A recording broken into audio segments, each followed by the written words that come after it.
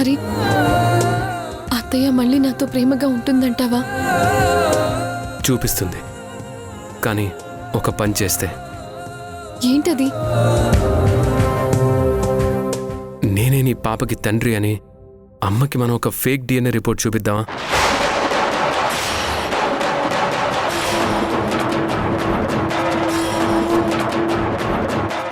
ఏం మాట్లాడుతున్నావు హరి? అవును యశోద, ఇప్పుడు అమ్మ ప్రాబ్లం ఏంటి? నువ్వు ఆ బిడ్డని ఎవరితోనో కన్నావు అని.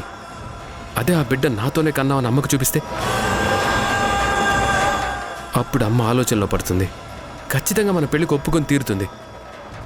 నువ్వు చాలా దూరం ఆలోచిస్తున్నావు హరి. తప్పదు యశోద, నువ్వు నాకు కావాలి, నీకు నీ బిడ్డ కావాలి. నువ్వు ఆనందంగా ఉండడం నాకు కావాలి. నీకెప్పుడూ చెప్పాను యశోద, నీ బిడ్డ అయినా సరే నా బిడ్డ అని.